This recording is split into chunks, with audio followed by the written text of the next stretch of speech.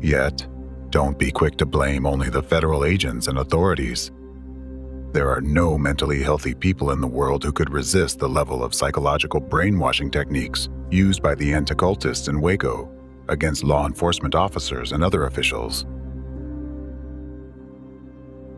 Only those with special training and awareness of the principles behind such technologies can protect themselves from these covert manipulative methods which influence human subconsciousness, bypassing critical perception by the conscious mind. At that time, no one among the U.S. federal law enforcement officers knew about these techniques of covert subconscious behavioral programming used by anti-cult organizations.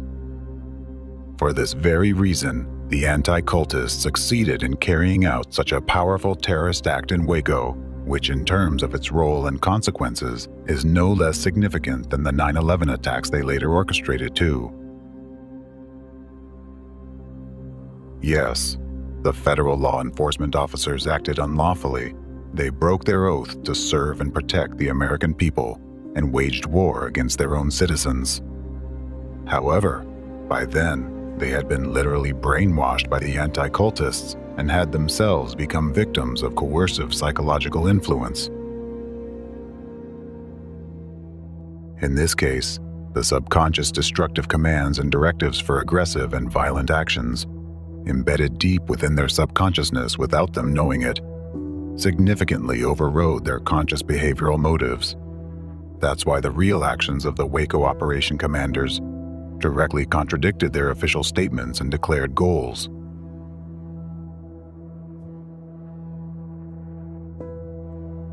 And that's why they caused horrific and painful deaths to children despite numerous expressed concerns for their fate during the Waco siege. All of the decision-makers were largely unaware of the real causes of their own actions. It was precisely the destructive commands embedded in their subconsciousness that compelled law enforcement officers to act with Nazi-like methods. Hence, in the United States, a free country, law enforcement locked their own citizens inside a compound and released gas into it. They acted this way because they had undergone severe psychological manipulation by the anti-cultists, just as the Nazis had once been manipulated. At that moment, U.S. law enforcement no longer regarded the Branch Davidians as human beings. They treated them as the Nazis treated Jews at the final stage of genocide. The tragedy in Waco, with the horrific deaths of all those innocent people and their children, was not merely a terrorist act, but a genuine act of genocide perpetrated by anti-cultists with the hands of government officials and representatives of law enforcement agencies, meaning with the hands of American citizens against other American citizens. At that moment, those who committed it were no different from Nazis during World War II. This underscores the insidious power of subconscious suggestion and covert techniques of manipulating consciousness that are used by representatives of the transnational terrorist network of anti-cult gangs. This is why all anti-cultists pose a great danger by employing methods of zombifying the population. They turn good people into criminals, terrorists, and murderers. They compel those entrusted to uphold the law and safeguard democracy to violate these laws and strip people of all their rights and freedoms. In the same way, law enforcement and military entities in Russia, Ukraine, and China are victims too. They are those whom anti-cultists have set on targets they marked with yellow stars, those who have been suggested that it's acceptable to use force against their own citizens and even torture them, those who, under the influence of coding mindsets embedded in their subconsciousness by anti-cultists and their accomplices, are currently depriving innocent people of their freedom and lives, those who have been persuaded that physical destruction of a brotherly nation is a righteous and worthy cause. Therefore, it doesn't matter what a person's occupation is, even if he is a representative of intelligence services or law enforcement agencies. No one is immune to such an impact. The only defense against the methods of covert manipulation of consciousness and subconsciousness is to be aware of their existence and how they operate. Otherwise, it's impossible to resist these manipulations. In this regard, it is crucial to emphasize once again the value and profound significance of the investigation that uncovered such methods. Dr. Egon Tolakian publicly disclosed the findings of this investigation on April 12, 2024, and they are freely accessible to anyone interested. So, what really happened in Waco? Was it a manslaughter resulting from the careless actions of law enforcement and unprofessional decisions by the government, as anti-government groups believe? Or was it a suicide by mentally unstable people who couldn't withstand the pressure, as government defenders claim? Now each of you can answer these questions for yourself. Now you know that neither the first nor the second option reflects the true nature of what happened. The cause of the Waco tragedy was a deliberately planned terror attack and an act of genocide orchestrated by representatives of anti-cultists. By carefully studying the details of the events of those days, you can see how the threads from the Waco massacre lead straight to its organizers and ultimate beneficiaries, right into the heart of the global anti-cult stronghold from where it spreads across the world.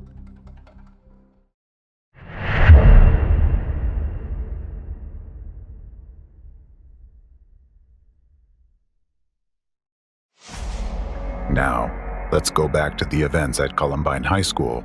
It turns out that the starting point for both the Oklahoma City bombing and the Columbine shooting was the tragic death of members of the religious organization in Waco, stigmatized by anti-cultists. If the Waco siege hadn't occurred, there would have been no bombing in Oklahoma City. Therefore, there wouldn't have been two powerful information terrorist attacks that led to Columbine. The two teenagers would not have been subjected to the waves of information programming launched by anti-cultists. And the key event that now serves as a powerful informational terrorist act, generating more and more school shootings, would not have occurred if at the outset of the Waco events, when the word cult was first applied to the Davidians, society had reacted immediately and taken measures to stop the activities of anti-cultists and their accomplices. A large number of deaths could have been avoided, and children would not be killing other children today. The true culprits behind the Waco tragedy and the subsequent tragedies it caused remain unpunished. It is the anti-cultists who bear responsibility for the deaths of all those who perished in Waco and as a result of the Oklahoma City bombing. On their hands, they also have the blood of the children who have died and are still dying from the school shooting epidemic. For all of these and many other crimes against humanity, representatives of anti-cult organizations must inevitably be held accountable, corresponding to the severity of their crimes. Now you can clearly see how all three attacks are interconnected: the Waco siege, the Oklahoma City bombing, and the Columbine shooting. The critical link between them is the single guiding hand, the unified ideological center where these attacks were planned to be executed by others. These are all sequential interconnected elements in a single strategy by the enemy to push America into a state of civil war through the actions of Americans themselves, and thereby to destroy the stronghold of democracy from within. If a civil war did take place, the Waco siege in 1993 could be considered the beginning of it. To this day, the architects of the Waco terror attack and genocide consider it to be one of their most successful operations in terms of its far-reaching consequences. For them, the Waco case is a benchmark. It was the final straw that was meant to destroy freedom in America, the spark to light the flames of civil war, according to their plans. The war, the foundation of which had already been laid by representatives of anti-cult organizations, and the image of which is already being shaped in your minds by those sinister architects of consciousness who stand behind the anti-cult terrorists, and who are the masterminds behind the entire global anti-cult movement. It is these very architects of consciousness who are the sole beneficiaries of a civil war in the United States. But now, 30 years later, with the activities of the global criminal network of anti-cultism exposed, we Americans can finally extinguish this fire and prevent it from ruining our country. Now that the truth has triumphed, the victims of the Waco tragedy and all the innocent victims who suffered at the hands of anti-cultists, those who were stigmatized and whose remembrance was tainted with lies, can finally find peace. Now it's in our hands, fellow Americans, to prevent a civil war in our beloved country. Now the activities of the criminal terrorist anti-cult group will inevitably be stopped.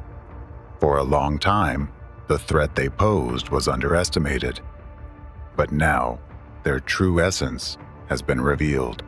It might seem that anti-cult organizations and their representatives act independently, but as you already know, they are actually well organized, and their actions are coordinated. The Control Center for International Anti-Cult Terrorism, where those snakes have made their nest, is located in Russia. From there, they were picked up by a hidden force, grandmasters who have placed anti-cultists on the geopolitical board as their pawns and begun their game. They have turned various media outlets into transmitters of destructive, manipulative messages, inciting citizens to hate, kill each other, and commit terrorist acts. At the same time, they urge government officials and law enforcement to act unlawfully, immorally, and inhumanely. And they compel politicians to make catastrophic mistakes. Representatives of anti-cult organizations in various countries of the world are already behind judges, law enforcement officers, politicians, and government officials, exerting covert impact on them. They have already gained leverage in some European countries. The most damage during their activities has been inflicted on Russia and Ukraine, and for 30 years they've been methodically and purposely moving towards starting a civil war in the US and Europe to ultimately destroy democracy worldwide.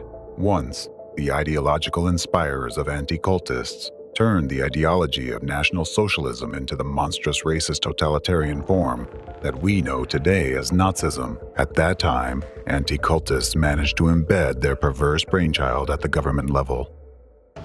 Thus, the ancient methods and tactics of predecessors of anti-cult organizations became the national ideology of Nazi Germany.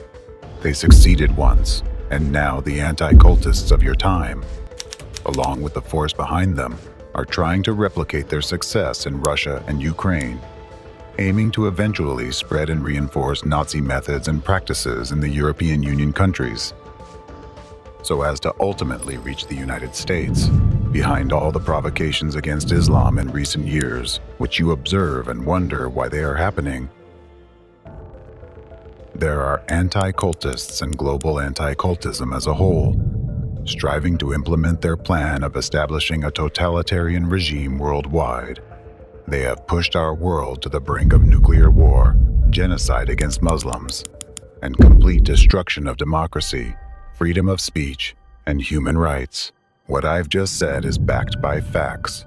Recall what you have seen and learned in this film, and rest assured that it shows just a small part of the horror that anti-cult organizations and their architects of consciousness are perpetrating with impunity nowadays. They have destroyed families, ruined lives, and caused millions of deaths. All of this has been done by just one branch of the entire global anti-cult network, but it is the most advanced and active of all. It includes those who have managed to dismantle many democratic laws and bring much suffering to people. And I must say, they have achieved a lot. Through their informational terrorist attacks, the anti-cultists have managed to manipulate public consciousness so thoroughly that now people must work hard to rid themselves of deep-seated beliefs which they think to be their own. Although in reality, many of those beliefs are dangerous foreign bodies embedded by anti-cultists, and they are so deeply rooted in people's minds that many of you no longer distinguish them from your own ideas.